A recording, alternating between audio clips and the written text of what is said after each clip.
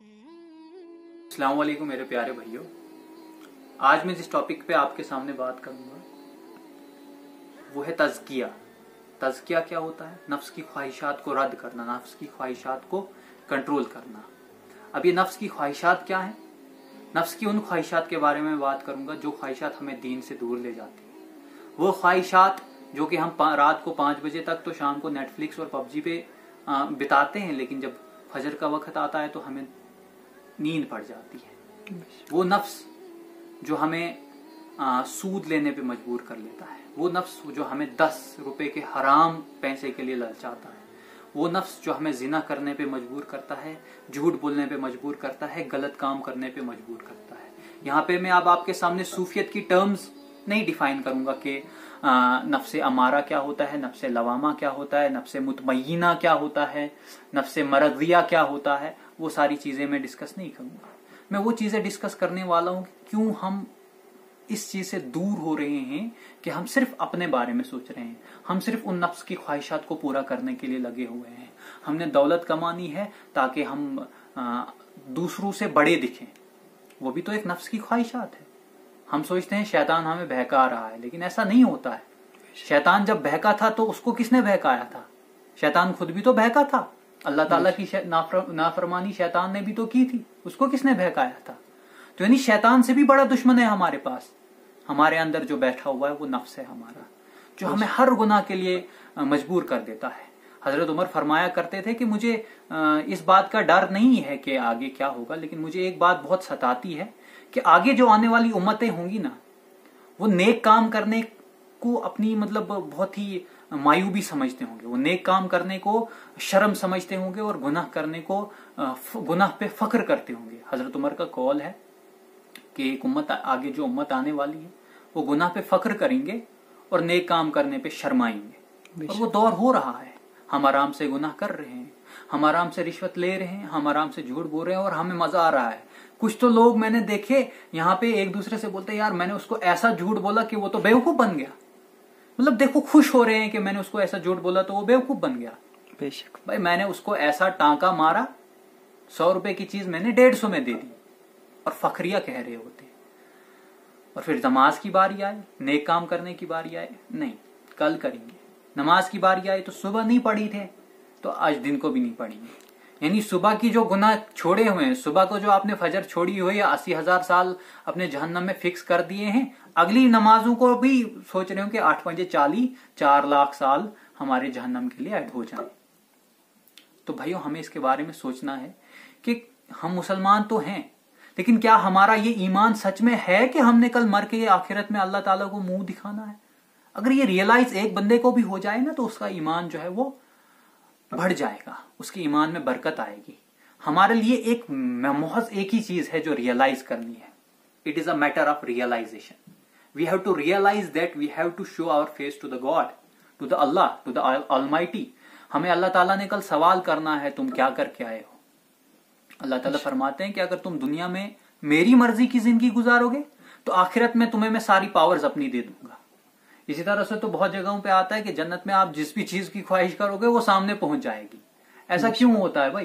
क्योंकि अल्लाह ताला आपको जो आप जिन चीजों से आपने दुनिया में परहेज किया होता है, वो अल्लाह ताला उन चीजों का इख्तियार दे देता है आपको। अल्लाह ताला आपको पावर दे देता है कि जिस भी चीज की आप ख्वाहिश कर रहे हैं वो तब होगा जब हम यहाँ पे अपनी ख्वाहिशों को कंट्रोल करके वो ख्वाहिशें पूरी करें जो अल्लाह ताला ने हमें बताई हुई है, जो अल्लाह ताला ने हमें फराइज दिए हुए हैं। फिर से मैं अपने टॉपिक पे आता हूं, तज़कियतुन नफ्स। हम अपनी सैंक्टिफिकेशन कैसे करें, हम अपने सोल को प्यूरिफाई कैसे करें कि जब हम गुनाह करें तो हमें दुख हो कि यार गलत किया है, और जब हम सवाब करें तो अल्लाह ताला से दुआ मांगे कि यार अल्लाह हमें ऐसे और सवाब, ऐसे और नेक काम करने की तौफीक दे, और उसकी कबूलियत की दुआ करें। हम गुनाह पे दुख मनाएं और सवाब जब हो तो हमें और लालच बढ़े नेकी का। जो ईमान वाले लोग होते हैं ना, जो सहाबा थे, ताबीन थे, औलिया किराम हैं, उनको लालच होती थी किस चीज की? एक एक नेकी की लालच होती थी उनको। आप उनकी जिंदगी के हर शोबे को, जिस भी जिंदगी के हर शोबे को देखेंगे, वहां पे आपको यही दिखेगा कि उनके अंदर एक आग है नेकी करने की। भाई ये सवाब छूटना नहीं चाहिए। नबी करीम सल्लल्लाहु अलैहि वसल्लम ने तो सहाबा को यही बताया था कि गुनाहों का तसव्वुर आना नहीं चाहिए, गुनाहों के तसव्वुर से भी दूर रहना है। अब ये तज़किया नफ्स का कैसे किया जाए, इससे पहले मैं ये डिस्कस करना चाहूंगा कि हमें वो कौन सी चीजें हैं जो हमें नफ्स की ख्वाहिशात को पूरा करने पे मजबूर करती हैं, जो हमें नफ्स की तरफ ले जाती हैं। नंबर 1 है शिर्क। हमने अपने अपने खुदा बनाए हुए हैं, हमने अपने अपने बाबे बनाए हुए हैं जिनसे हम मांगते हैं अल्लाह को छोड़ के। ये सबसे पहला वजह है कि हम अपने नफ्स की ख्वाहिशात को तरजीह देते हैं। शिर्क एक पहला सबसे मेन जो रीजन है वो शिर्क है। हम अल्लाह को वो मान ही नहीं रहे हैं जो अल्लाह ताला ने हमें कुरान में मानने के लिए, जिस तरह मानने के लिए हुक्म दिया है, जिस तरह नबी करीम सल्लल्लाहु अलैहि वसल्लम ने हमें मानने के लिए हुक्म दिया है। नंबर 2 है उन चीजों को फॉलो करना जो नबी करीम सल्लल्लाहु अलैहि वसल्लम ने हमें तालीम ही नहीं की है, यानी हम सुन्नत को छोड़ के बिद्दतों को फॉलो करते हैं। दूसरी ये वजह है कि हम नफ्स की ख्वाहिशात की तरफ दौड़े जाते हैं। अगर हमें ये रियलाइज होता कि हमें वही चीज फॉलो करनी है जो हमें, जिसके बारे में हम दावा करते हैं कि हम नबी करीम सल्लल्लाहु अलैहि वसल्लम से इश्क करते हैं, नबी करीम सल्लल्लाहु अलैहि वसल्लम से सच्ची मोहब्बत करते हैं, उनके लिए जान देते हैं, नबी करीम सल्लल्लाहु अलैहि वसल्लम के खिलाफ कोई बोलता है तो उसकी तो हम बहुत बुरी तरह मजम्मत करते हैं, वाजिबुल कत्ल समझते हैं उसको। और इनफैक्ट कई जगहों पे ऐसे हादसे भी आए हैं कि नबी करीम सल्लल्लाहु अलैहि वसल्लम के गुस्ताखों को कत्ल किया गया। लेकिन क्या मेन रीजन ये है कि क्या हम वो चीजें फॉलो कर रहे हैं जो नबी करीम सल्लल्लाहु अलैहि वसल्लम ने हमें सिखाई हैं? ये दूसरी मेन वजह है कि हम अपने नफ्स की ख्वाहिशात को ज्यादा तरजीह देते हैं। हम उस हराम को ज्यादा तरजीह देते हैं जिस तरफ नबी करीम सल्लल्लाहु अलैहि वसल्लम ने हमें मना किया हुआ है। हम उस चोरी को ज्यादा तरजीह देते हैं, हम उस गलत काम को ज्यादा तरजीह देते हैं जो नबी करीम सल्लल्लाहु अलैहि वसल्लम ने हमें मना फरमाया है। ये मेन वजह है कि हम अपने नफ्स की ख्वाहिशात की तरफ ज्यादा दौड़े चले जाते हैं। कुछ लोग सवाल करते होंगे कि भाई यहाँ पे तो कुछ दाढ़ी रखने वाले, वो भी तो सुन्नत फॉलो करने वाले हैं, वो भी तो गलत काम करते हैं। मेन हमारा जो मैटर है वो है मैटर ऑफ रियलाइजेशन। हमें जब तक ना रियलाइज ही हो जाए कि हम जो फॉलो कर रहे हैं किस लिए फॉलो कर रहे हैं, क्योंकि अल्लाह ताला को हमने आखिरत में मुंह दिखाना है। हमें जब ये रियलाइज ही नहीं होगा, हमें तो ये यकीन ही नहीं है कुछ मुसलमानों के कि कब्र के बाद भी कोई दुनिया है। कुछ ऐसे हमारे जवान हैं, वो उनको पूछो तो आखिरत के बारे में तो बोलते हैं यार किसने देखी वो दुनिया, वो होगी भी नहीं होगी। यहां तक कि आज के जवानों की ये हालत है मैक्सिमम कि वो तो कयामत के दिन पर यकीन तक नहीं करते हैं। और मेन तो बात ही है रियलाइजेशन की। जब तक ना हमें ये रियलाइज ही हो कि हमें अल्लाह ताला की तरफ लौट के जाना है। अल्लाह ताला फरमाते हैं ये बंदे, एक तेरी चाहत है, एक मेरी चाहत है, एक तेरी चाहत है, एक मेरी चाहत है। अगर तेरी भी वही चाहत है जो मेरी चाहत है तो फिर तुझे वो मिलेगा जो तू चाहेगा। यानी अगर तेरी भी वही चाहत है, अल्लाह ताला अपने बंदे से खिताब करते हुए फरमाते हैं कि बंदे अगर तेरी भी वही चाहत है जो मेरी चाहत है तो तुझे वही मिलेगा जो तू चाहेगा। यानी कयामत के दिन, कयामत के रोज, कयामत के बाद, हशर के बाद, रोजे महशर के बाद इंसान को तो वही मिलेगा जो वो खुद चाहेगा, अगर वो जिंदगी अल्लाह ताला की मर्जी की गुजारेगा। और फिर अल्लाह ताला आगे फरमाते हैं कि अगर तू वो करेगा, यानी अगर तेरी वो चाहत है जो मेरी चाहत नहीं है, तो फिर अल्लाह ताला आगे फरमाते हैं बड़े सख्त अल्फाज में कि कयामत के दिन फिर वही चाहत होगी जो वो तेरी वही चाहत होगी जो फिर मेरी चाहत होगी। तुझे वही मिलेगा फिर जो मैं चाहूंगा। अल्लाह ताला क्या चाहेगा फिर? अल्लाह ताला ने तो पूरा हमारे लिए नक्शा खींच के रखा हुआ है, फिर भी हम इस चीज को रियलाइज नहीं कर रहे हैं। अल्लाह ताला हमें इन चीजों से बचने की कोशिश, अल्लाह ताला हमें इन चीजों से बचने की तौफीक दे।